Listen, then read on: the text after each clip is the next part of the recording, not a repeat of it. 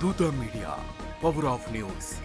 నమస్తే, welcome to Dootha media. నేను పవన్. ఓ ప్రేమికుడికి దరిద్రం లాటరీ రూపంలో తగిలింది.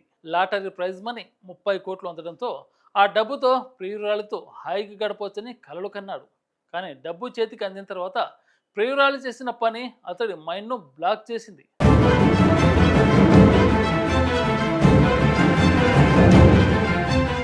ఆమె లాటరీ సొమ్ముని తీసుకొని కొత్త ప్రియుడితో లేచిపోయింది. శాఖ నుంచి తెరుకున్న ప్రియుడు ఇప్పుడు కనీసం తనకు సొమ్మునైనా తనకు ఇప్పించాలని కోర్టు చుట్టూ తిరుగుతున్నాడు. ఇక అసలు వివరాల్లోకి వెళ్తే, కెనడాలోని విన్నిపెగ్కు చెందిన లారెన్స్ కాంపెల్ 2024లో ఓ లాటరీ టికెట్ కొనుగోలు చేశాడు. ఆ లాటరీలో అతడు 30 కోట్లు గెలుచుకున్నాడు. కానీ తన వద్ద సరైన ఐడి కార్డు, బ్యాంకు ఖాతా లేకపోవడంతో తన ప్రియురాలు క్రిస్టల్ మెక్కే వివరాలను అధికారులకు ఇచ్చాడు. ప్రైజ్ మనని ఆమె ఖాతాలోకి బదిలీ చేయించాడు.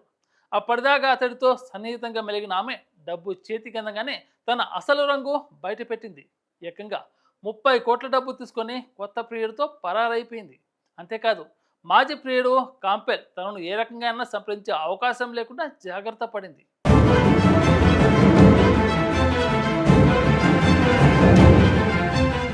ఆమె మోసాన్ని గ్రహించిన లారెన్స్ కాంపెల్ కోర్టును ఆశ్రయించాడు. తన డబ్బును తిరిగి ఇప్పించాలని కోరాడు.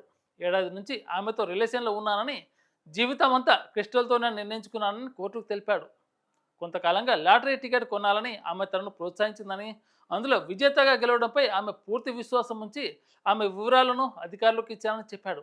ఆ తర్వాత కొంతకాలం క్రిస్టల్ తనతో సన్నిహితంగానే ఉందని కాంపెల్ చెప్పాడు. ఒకరోజు హోటల్కి వెళ్ళగా ఆమె అక్కడి నుంచి పరారైందని, ఎన్ని విధాలుగా ఆమెను సంప్రదించేందుకు ప్రయత్నించినా ఫలితం దక్కలేదన్నాడు. దాంతో వేరే దారి లేక న్యాయస్థానాన్ని ఆశ్రయించానని లారెన్స్ కాంపెన్ ఆవేదన వ్యక్తం చేశాడు. For more updates, please subscribe దూత మీడియా.